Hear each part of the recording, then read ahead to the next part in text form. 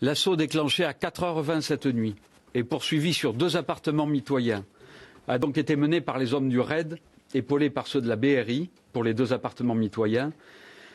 Ces hommes dont je tiens ici à souligner le courage, la rigueur, le sang-froid, le professionnalisme et l'abnégation ont, je le rappelle, en 4 jours, mené 2 assauts au péril de leur vie. Cette nuit, 5 policiers du RAID ont été blessés. Il s'est agi d'un assaut d'une extrême difficulté. En effet, la porte blindée de l'appartement a résisté dans un premier temps aux charges explosives du RAID, ce qui a permis aux terroristes de préparer leur riposte. Des tirs très nourris et quasi interrompus s'en sont suivis pendant près d'1 heure. Je peux vous dire qu'on a, du côté police, on a tiré quasiment plus de 5000 munitions. Sur place, la conduite des opérations a été rendue extrêmement difficile compte tenu de plusieurs facteurs. Le caractère complexe de l'opération, d'abord, qui a nécessité l'usage de fusils d'assaut, de tirs de sniper, de grenades offensives, d'explosifs.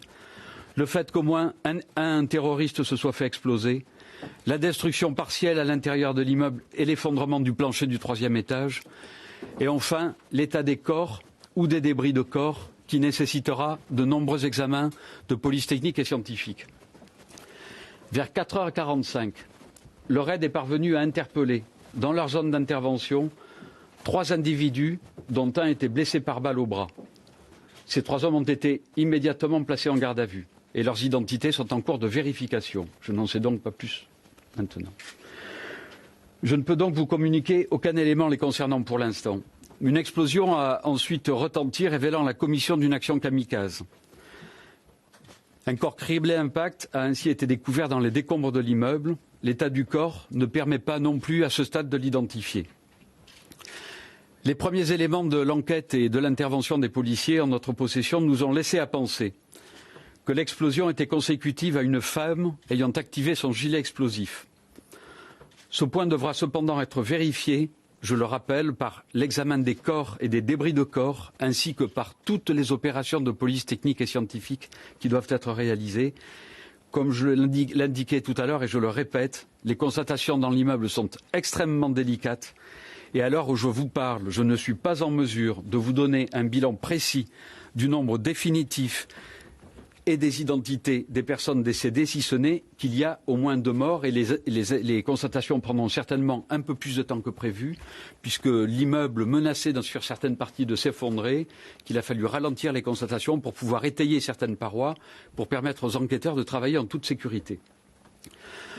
Progressant dans l'immeuble, les policiers du RAID ont découvert dans les gravats de l'appartement 2 hommes, dont l'un est blessé.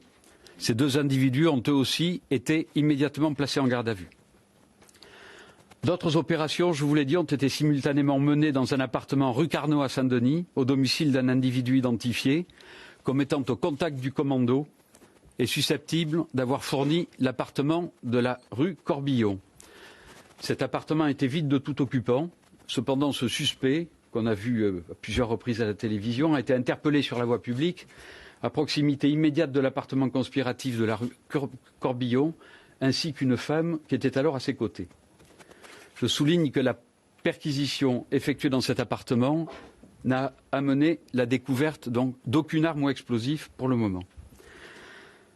Un autre individu blessé sur la voie publique, également suspecté d'avoir eu un rôle dans la mise à disposition de l'appartement, a été interpellé et placé en garde à vue. Au total, 8 gardes à vue, c'est-à-dire 7 hommes et 1 femme, sont donc actuellement en cours.